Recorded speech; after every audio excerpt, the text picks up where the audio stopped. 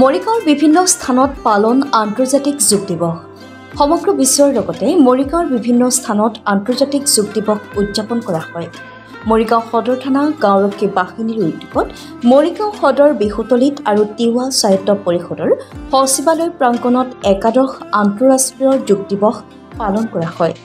মৰিগাঁও সদৰ বিহুতলিত অসম সাহিত্য সভা মৰিগাঁও জিলাৰ সভাপতি হৰমোহন কলিতা আৰু তিৱা সাহিত্য পৰিষদৰ সচিবালয় প্ৰাংগণৰ যোগাসনত অংশগ্ৰহণ কৰে তিৱা সাহিত্য পৰিষদৰ মুখ্য কাৰ্যবাহী সদস্য জীৱন চন্দ্ৰ কোঁৱৰাই।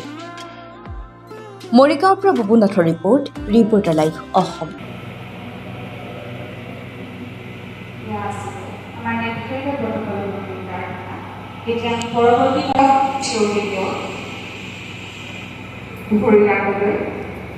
এনেদৰে থিয়হি লগ হ'বলৈ কঁকালৰ সমান্তৰালকৈ তাতকৈ অকণমান কমকৈ ৰাখিব আৰু বুঢ়া আৰু ভৰিৰ বুঢ়া আঙুলি পেৰেলাল ৰাখিব সমান্তৰাল। কঁকালৰ কাষত ৰাজহাড়বোৰ উশাহ লৈ লাহে লাহে ওপৰলৈ উঠাওক।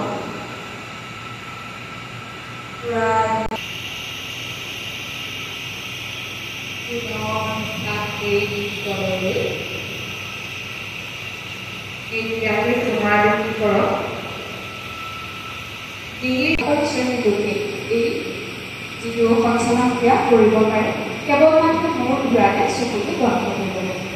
এয়া আছিলে আমাৰ সঞ্চালন ক্ৰিয়াৰ প্ৰথমটো ভাগ হৈছে। এইবাৰ আমি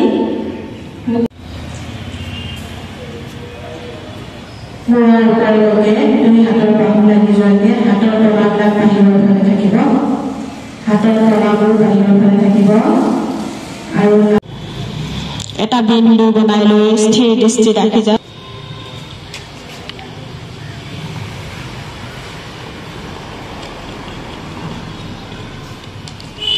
হৈছে লাহেকৈ আৰু ইটো ভৰি বিলাকতে কাৰণে পূৰ্বৰ চান্দি 4 5 এতিয়া উল্টা পাতো 1 2 3 4 5 কেতিয়াবা আমাৰ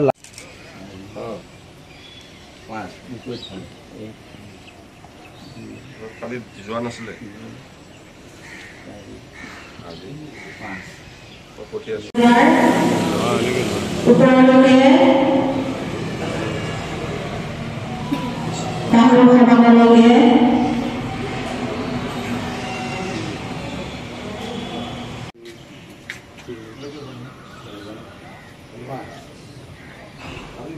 আমাৰ এইটো স্কন্ধ